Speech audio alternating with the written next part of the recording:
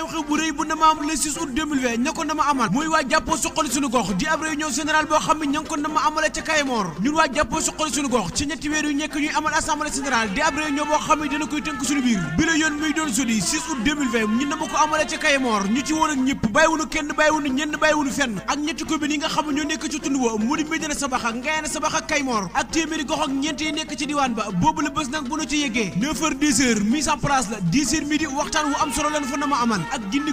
askan wi ak itam cotisation yi nga xam ne daana ko fa waxtaanee kenn ku nekk ak fa nga ca toll nga ñëw mottali ku ci bëgg ay leeral itam ñu indi la ci ay leeral ba mu leer nañ ñi amal itam jàkkaarloog taskatu xibaar yi ngir waxtaane jafe-jafe yi nga xam ne suñu dëkk bi mi ngi koy jànkonteel muy doon itam ci ñetti commune yëpp nag mu di Médina Sabaxa Ngayane Sabaxa Kaymoor ak 104 villages yoo xam ne mi ngi ci tund wi di téeméeri ci ay gox ak ñeent ñun dama waxtaane ci wàllu électricité nga xam ne jafe-jafe yu tar la yoo xam ni askan waa ngi koy jànkonteel ci commune yi ndax boo dee xool 104 villages yi nga xam ne ñi ngi ci tund wi ña fa am électricité di courant bi ñu néew la manees nañ leen a wàññi wàllu yoon wi itam nga xam ne ay jafe-jafe yi neen la ci diwaan yi bu dee itam hôpital yi nga xam ne ci diwaan yi la nekk maanaam foolaal mi ngi metti ndax ay jafe-jafe dong la na fay dund kon bés baa ngoog na ma doon jeudi 6 août 2020 ñi koy yëgal nag moorom ñetti maire yi nga xam ne ñoo nekk ci ñetti communes yi di Médina Sabaxa Ngayane Sabaxa Kaymoor ak wépp tund woo xam ne yaa nga ci diwaan ba di ko yëgal itam mbooleem doomu gox boo xam ne yaa nga ci diwaan ba wala nga nekk ci réew mi ba ci bitim réew ak noo ci mën a jàppe ndax lépp ñarañul askan wi dong la waa jàppoo suqali suñu gox gi dox ci liy suqali gox bi ni nag bés ba ñu ngi ñaan képp kuy ñëw nga sàmm teeg mesure barrière yi nga xam ni ñi yëngu ci wàllu wér-gu-yaram di santé ci mim réew ñi ngi koy sàkku ci askan wi bu ñu yéegee ca bés ba ñu takk ay masque ba noppi di laal sel distance itam ñu daal di koy respecté ndax ku ne xam ne ne ci mim réew waa jàppoo suqali suñu gox gannaaw bi mas bi duggee ci réew mi ba léegi nëpp la wun jël leen seen alal ak seen i moyen yëpp def ko ci ba noppi nag di sensibiliser askan wi bokk nañ ci ndaw yi nga xam ne ñoo ñu ko jóg ngir xeex corona bi jóge ci mim réew kon bés baa ngoog di ab assemblée générale réunion boo xam ne ñu ngi ko nama amale ca Kaymoor ñu ko nama amal di waa jàppoo suqali suñu gox muy doon le 6 août 2020 ñu ko yëgal ak ñëpp bàyyiwunu kenn bàyyiwunu ñenn bàyyiwunu fenn